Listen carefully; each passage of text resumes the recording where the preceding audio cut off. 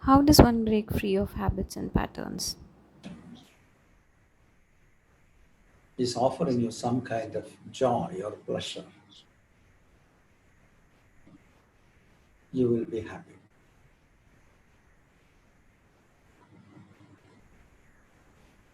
That is what we are that is what we are doing usually. We look for happiness. If the result is something happy, giving some kind of happiness, there will come a tendency for all human beings to repeat it or repeat similar things. When we continue to repeat the same thing or similar, not same thing, similar things,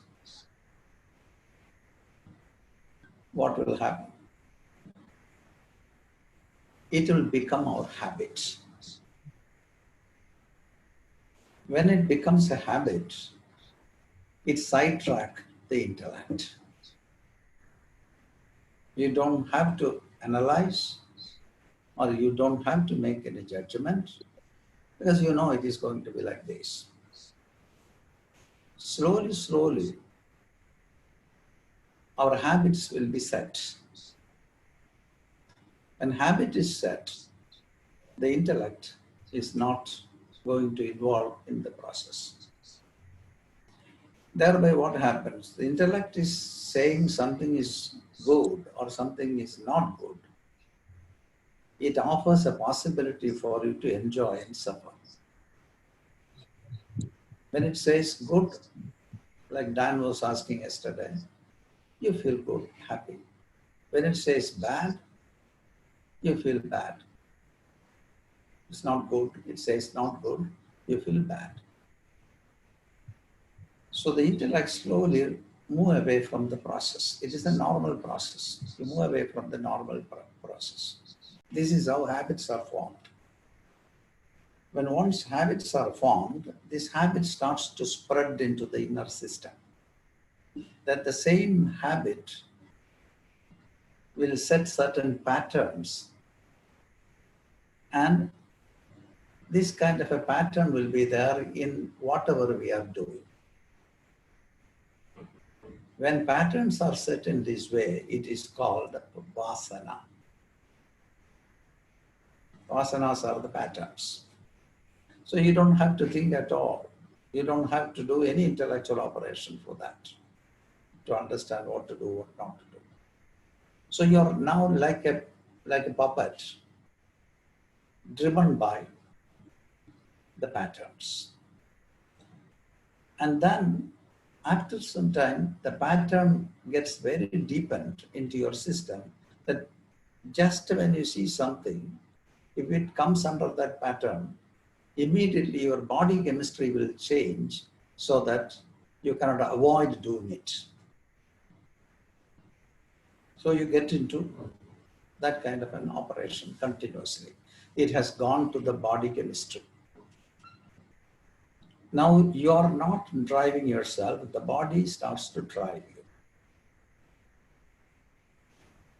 When it comes to that level, it is called samskar. Samskar means culture, the innate culture of a person. We are all driven by this kind of habits, patterns, and samskar. Suppose if a samskar or a pattern or a habit is continuously giving troubles for you, you need to change it because you feel it's not okay for me. You're suffering because of the samskar which you have. You're suffering because of the pattern that is overriding your mind. So you start to feel that, no, this is not okay. I have to change. I have to change. We go on deciding for change, but the pattern takes over all the time. That's how people decide for stopping smoking. This year, December 31st, I will stop smoking. And then on the 1st of January, maybe one more cigarette, because there is a little tension, or feeling out of place, or somebody disturbs you, or you get a little insecure. So unknowingly, you take the cigarette and you light it. It's just an example. It's an outward vasana, I will say. So inner patterns are also working in this way. Thereby what will happen? We can never change. We continue doing the same thing. We do things with excuses. We want to change. Because you want to change means you know that what you're doing is not okay. You want to change. But at the same time, you cannot change because you are driven by somebody else now, vasanas and cultures. And then what can we do? We find excuses.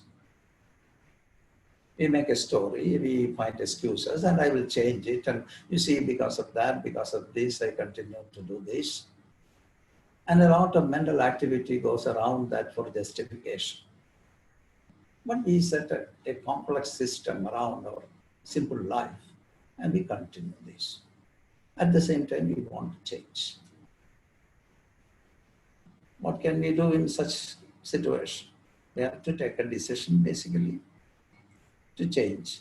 And then we have to analyze what are the patterns that are running over you, what are the samskars which are really pushed from within all the time, not letting you peaceful. You have to look all this and identify the patterns, identify the sanskars. And once you identify the samskar, you can see there are certain roots from which the samskars and vasanas are coming. An identification of the root samskars is very essential. Because not many, the roots are few, but the activities are millions. So if you are deciding to change one thing, for example, stopping smoking, the smoking may be just an expression of something else. And unless you find that root and stop forcefully smoking, you have not worked with the pattern. You have not done anything. You just changed one thing, but the root is still there. And it will work in elsewhere. And so there is no transformation is working at all. One should be very careful in understanding the root patterns. So how can a person understand the root pattern? He has to watch himself intensely. Every time when something is going to take you away, then you watch it intensely, and then you can understand, now the samskara is going to catch me. And you step back and continue to observe. And thereby the pattern or the samskar cannot run over you, because now you are the observer of the pattern and the samskar, and not the slave of the patterns and samskar. So observation is the key. It's the tool. You look there, and then you understand that, okay, now this is really troubling me.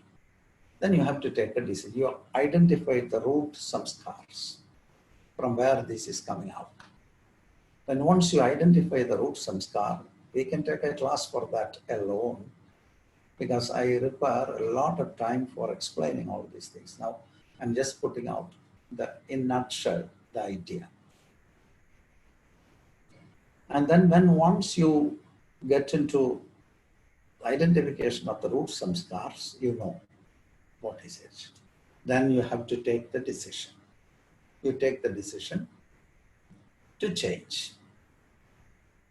And if you have no big need to change, you will not change. Decision will be there, and you continue the same thing with excuses. Nothing works. And there are so many things you have to change. So you take the first thing according to your preference, what you wanted to change first. Take it and work on it. and you decide to really change this particular pattern. You identified it. And when it is coming to take over you, you intensify your observation and stay there. It goes to attack you, it comes to attack you. Then you intensify your observation that it cannot take you away.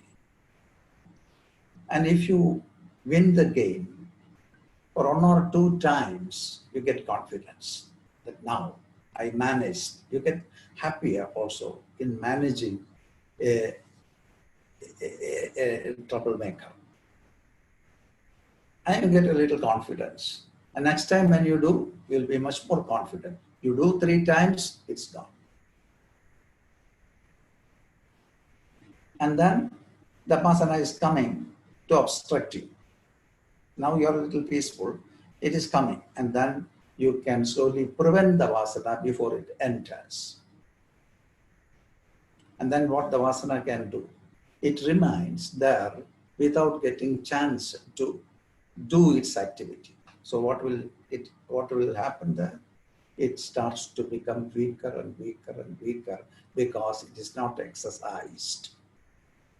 It is not let to do the same thing again and again to strengthen it. So it starts to get weaker and weaker, and finally it cannot show up at all. When the samskars are really fried in the frying pan of your observation, they cannot do anything. They have weakened. And Vasana Balakshayam is liberation from the patterns and samskar. This has to be done in this way. Thank you, because I put it in a very concise form.